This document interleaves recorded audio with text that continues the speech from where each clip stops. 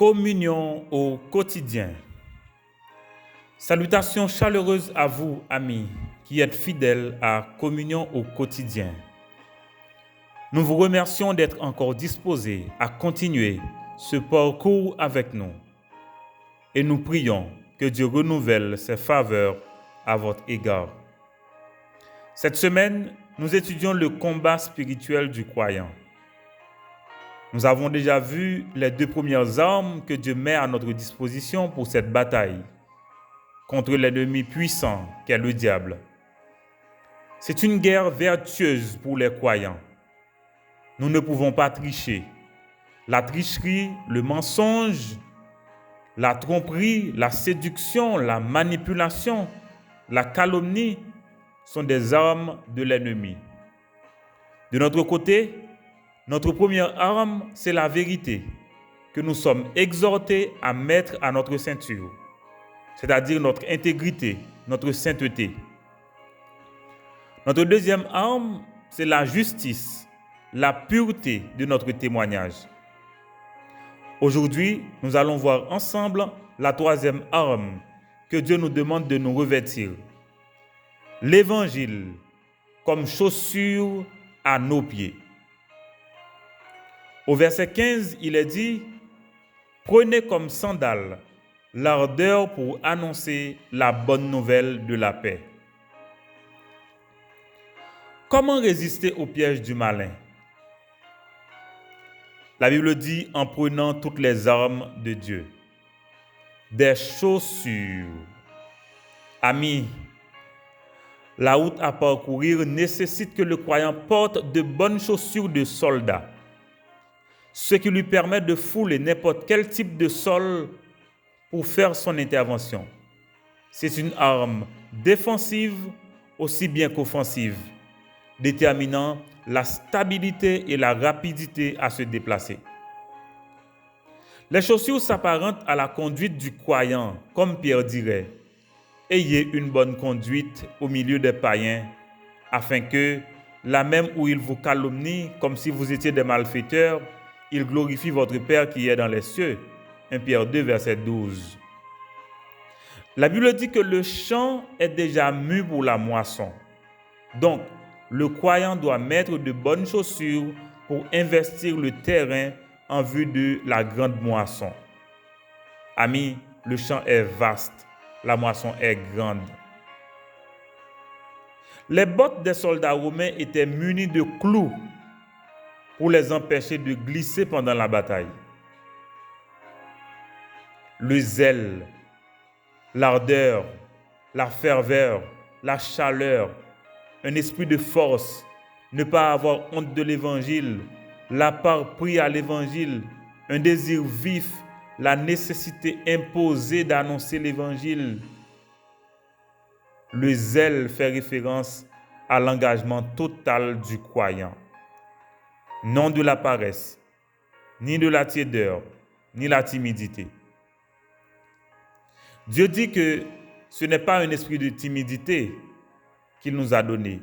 Au contraire, son esprit nous remplit de force, d'amour et de sagesse, selon 2 Timothée 1, le verset 7.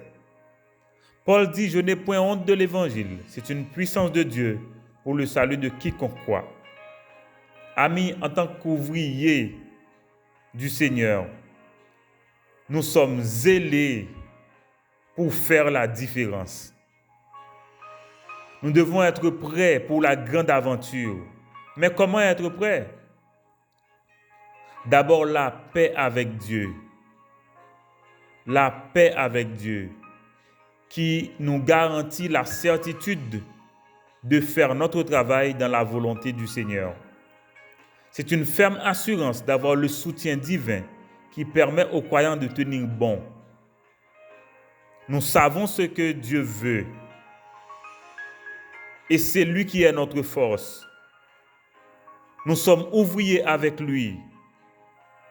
Nous travaillons de mieux en mieux, puisqu'aucun de notre travail ne sera vain dans le Seigneur. La Bible nous dit d'avoir de l'ardeur, le zèle de l'Évangile. C'est notre encouragement interne qui brûle nos cœurs et nous porte en avant pour faire le travail du Seigneur. Paul a dit, « J'ai un vif désir de vous annoncer l'Évangile, car je n'ai point honte de l'Évangile, c'est une puissance de Dieu. » Romains 1, versets 15 et 16. Paul dit aussi, c'est une nécessité qui m'est imposée. Mais en quoi consiste l'Évangile?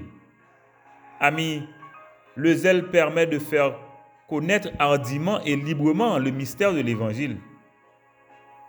L'ardeur que donne l'Évangile comme chaussure facilite le croyant de pouvoir investir tous les terrains pour pouvoir semer le bon grain de ce message.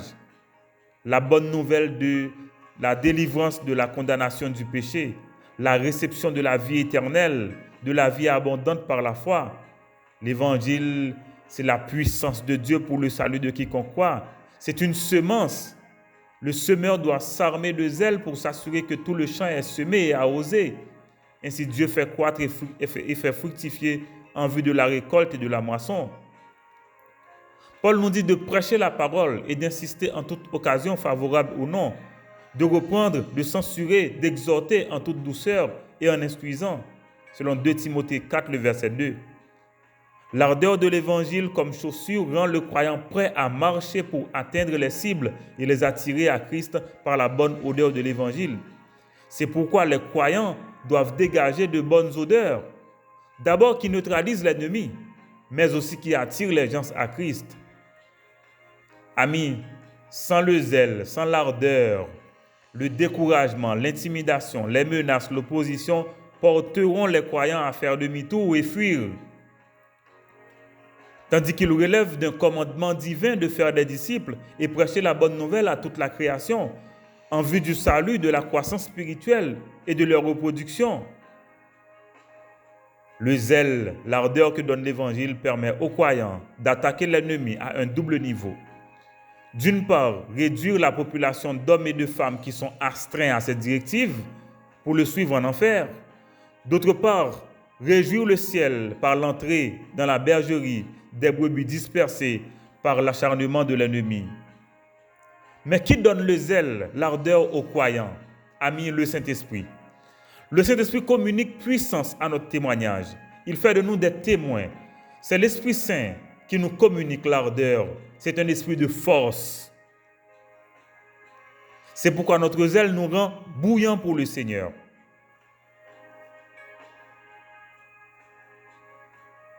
Nous sommes zélés pour de bonnes œuvres. Nous sommes zélés pour aller et faire des disciples, bien sûr. En Romains 12, le verset 11, il est dit « Ayez du zèle et non de la paresse. Soyez fervents d'esprit et servez l'Éternel. »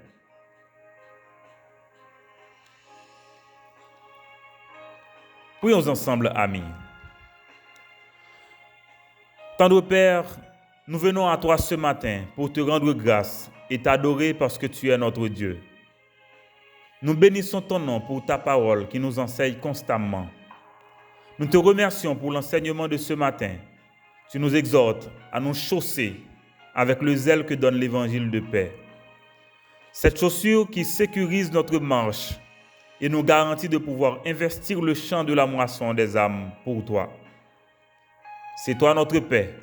C'est le Saint-Esprit qui nous communique l'ardeur, le zèle pour te servir en communiquant l'Évangile à des cœurs en vue de leur salut en Christ.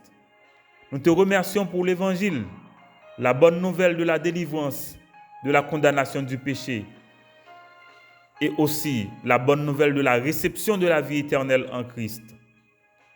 Nous te rendons action de grâce pour le foyer de communion. Merci pour l'exaucement de nos prières. Car selon ta parole, tout ce que nous te demandons dans la prière au nom de Jésus, nous devons croire les recevoir bien avant même que la réponse se manifeste. Nous célébrons ton nom pour notre famille et la manière dont tu prends soin de nous et la manière dont tu nous conserves ta bonté.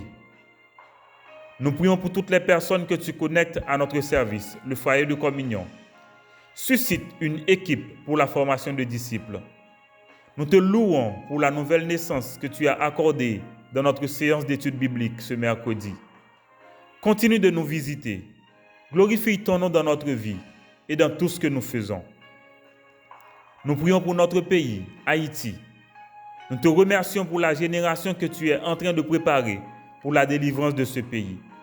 Au nom de Jésus, j'anticipe déjà un pays où règne sécurité, justice équitable, justice pour les victimes du péché. Nous te prions, tendre Père, au nom de Jésus. Amen.